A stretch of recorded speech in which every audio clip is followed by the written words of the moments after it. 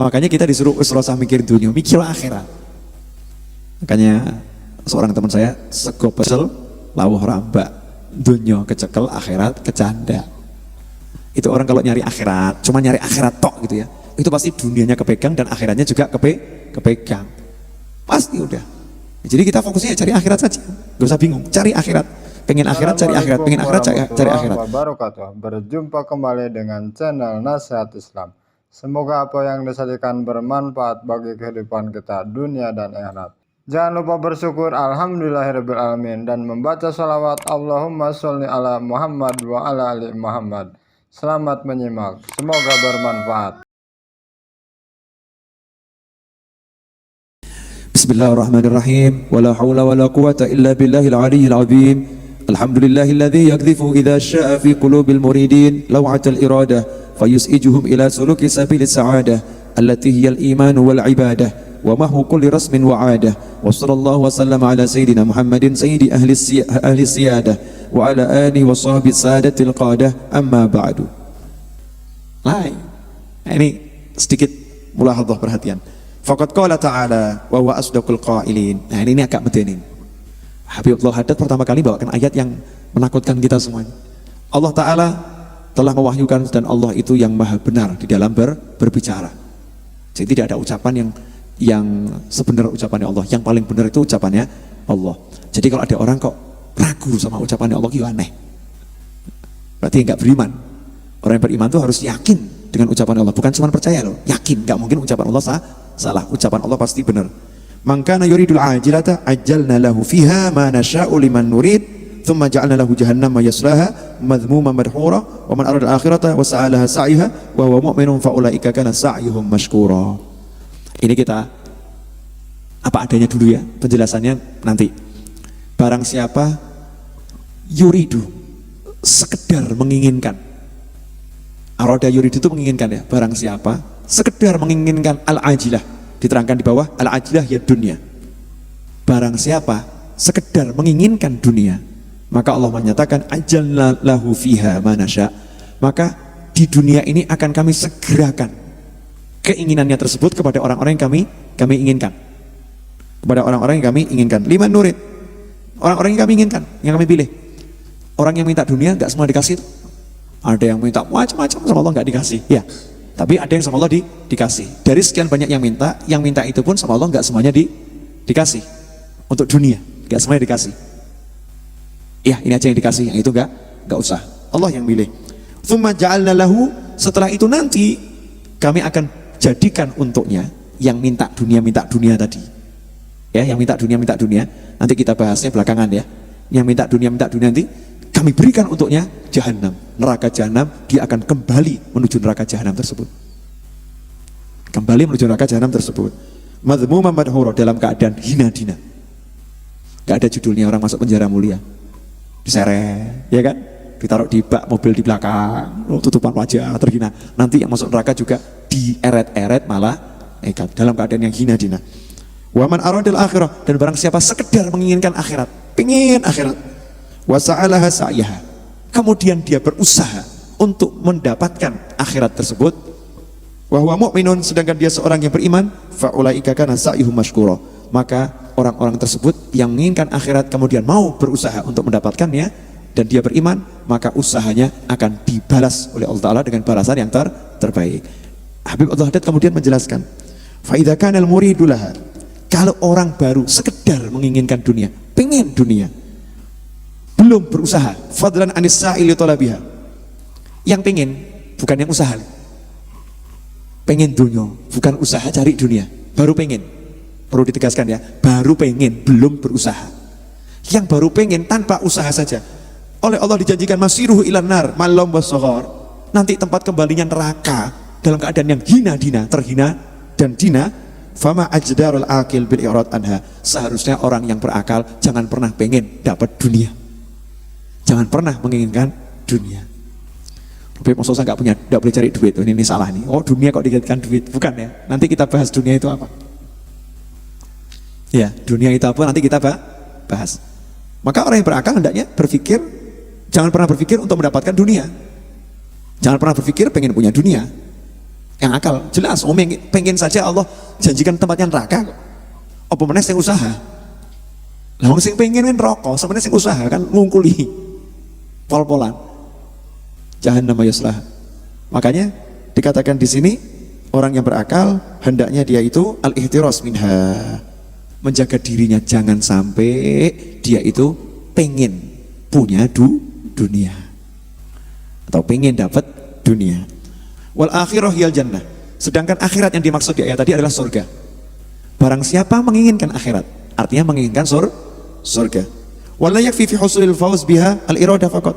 Kalau di ayat tadi untuk urusan dunia, siapa menginginkan dunia, maka dia akan diberi neraka sama Allah. Dunianya dikasih sesuai dengan apa yang dikehendaki oleh Allah, dan orang-orangnya juga orang-orang yang dipilih oleh Allah. Enggak semuanya, dan dikasihnya enggak semua. Kasihnya cuma sebagian yang pengen dunia. Tapi urusan pengen akhirat, Allah mengatakan dalam ayat tadi, dan barang siapa pengen akhirat, di situ ada tambahan wasa'a, dan berusaha untuk mendapatkannya. Untuk urusan akhirat tidak cukup pengen. Ya Allah, saya pengen masuk surga, enggak cukup.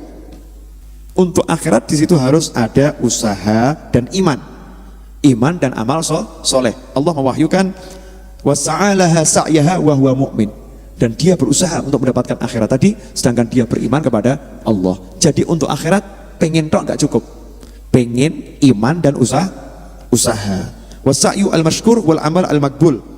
Nanti di ayat sebutkan sa'yuhu, usahanya itu mashkur, disyukuri sama Allah, dibalas sama Allah. Yang dimaksud dengan usaha yang dibalas itu yang bagaimana? Karena banyak orang yang usaha nggak dapat balasan. Ya kan, ada orang yang amal tapi nggak dapat balasan apa? Amalnya sia-sia. Nah, amal yang dapat balasan dari Allah itu amal yang bagaimana? Amal yang al-makbul, yang diterima oleh Allah. Orang ada yang amal, ada yang beramal. Yang beramal belum tentu diterima. Lah, amal yang diterima ini yang akan dibalas oleh Allah Subhanahu wa taala dengan balasan yang luar biasa. Al-mustaujib sahibuhu al-madha wa thana wa thawab al-azim alladhi la yanqadi wa la yafna bi fadlillah wa rahmatih. Dengan berkat rahmat Allah dan berkat kemurahan Allah, orang yang diterima amal solehnya tadi, dia itu akan dipuji, kemudian mendapatkan pahala yang agung, yang pahalanya itu tidak akan habis dan tidak akan pernah sirna, tidak akan pernah punah selama-lamanya. Yang diterima. Wal khasir, sedangkan orang yang celaka, yang merugi, orang yang rugi min kulli wajhin minal muridin lid dunya, alladhi yatahaqqaq fi haqqi al-wa'id al-madhkur fil ayah walladhi yuridu dunya iradatan yansa fi jambiha al-akhirah fala yu'minu biha aw yu'minu wa la ya'malu laha. Sedangkan orang yang merugi dalam kategori merugi mencari dunia tadi, menginginkan dunia, orang yang menginginkan dunia kan merugi tadi, dapat neraka. Yang dimaksud orang yang menginginkan dunia yang akan merugi, yang akan mendapatkan neraka, itu siapa?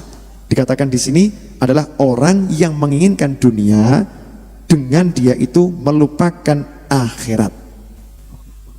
Menginginkan dunia dengan melupakan akhirat. Sholat ragelem, poso ragelem.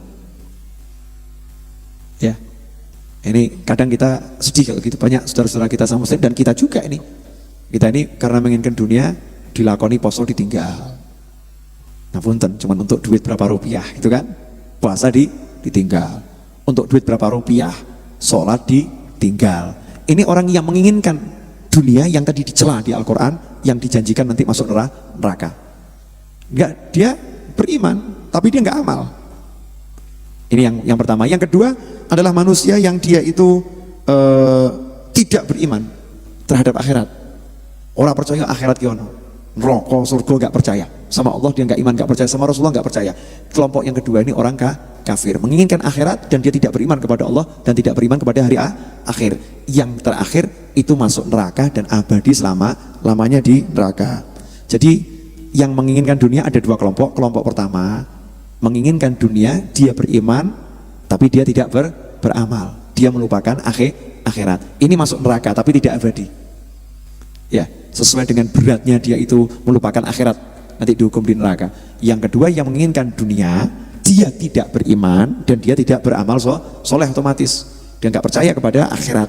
Yang seperti ini dia akan abadi di neraka selama-lamanya. Na'udzubillah min dzalik.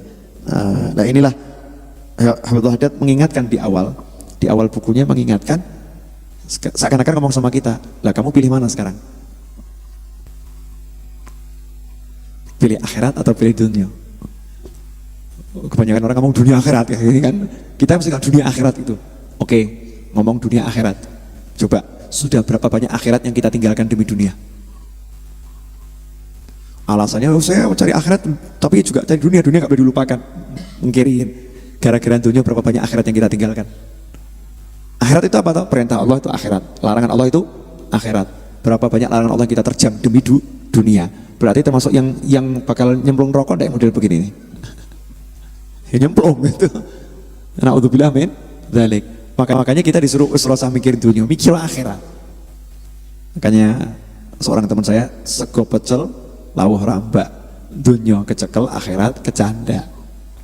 Itu orang kalau nyari akhirat, cuma nyari akhirat tok gitu ya. Itu pasti dunianya kepegang dan akhiratnya juga kepegang. Pasti udah.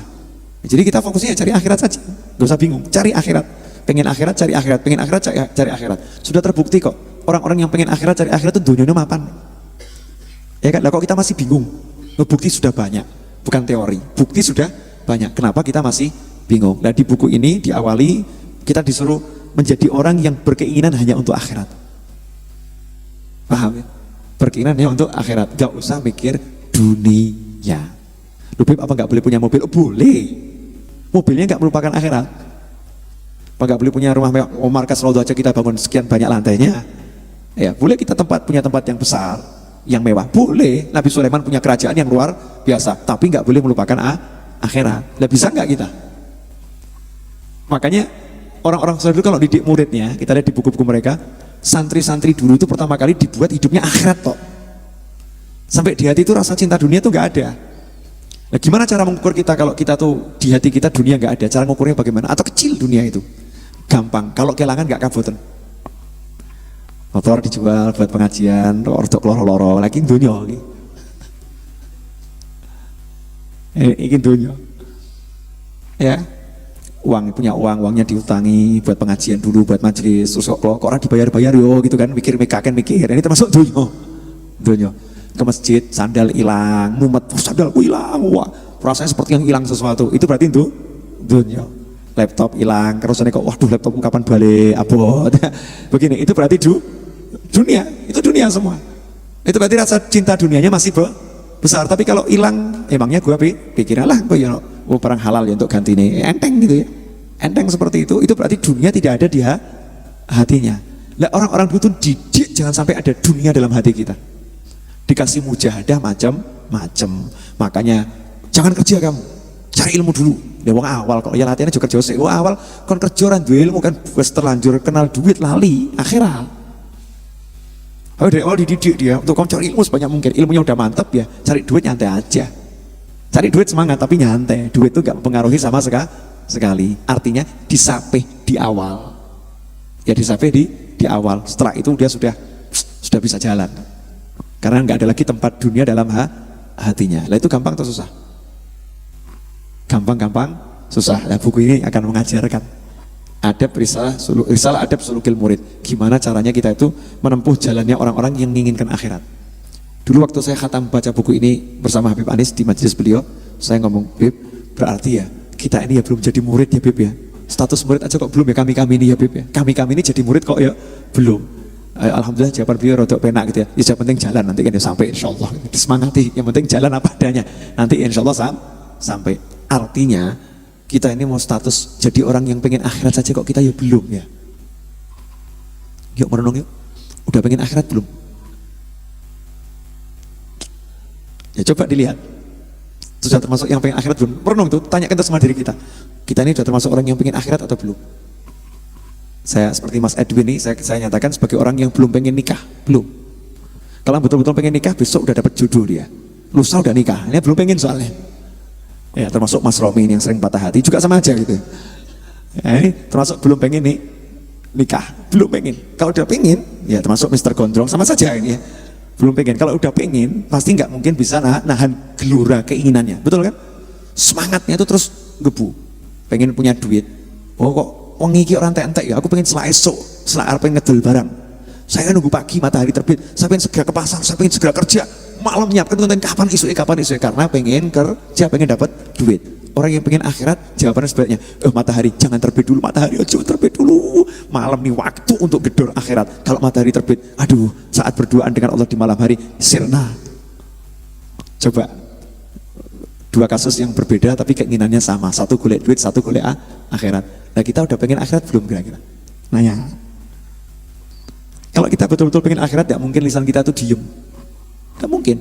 Dalam segala keadaan, sampai Rasul bersabda, antamu tawalisanuka rotban min dzikrillah.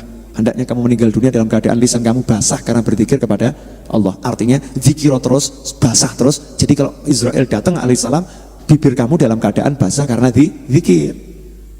Seperti itu. Alladzina amanu alladzina yadhkurunallaha qiyaman wa qu'udan wa ala junubihim. Disifatkan orang beriman tuh ngadeg, duduk, berbaring, zikir terus. Jadi nggak ada bibirnya pray, itu nggak ada.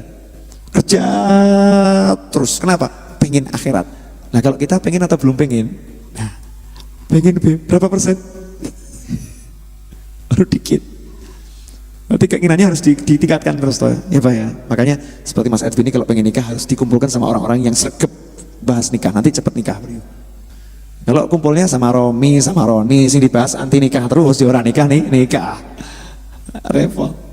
Ini cuma contoh. Kalau ada orang susah nikah, kumpulkan sama yang semangat mau nikah, nanti dia punya semangat untuk nikah.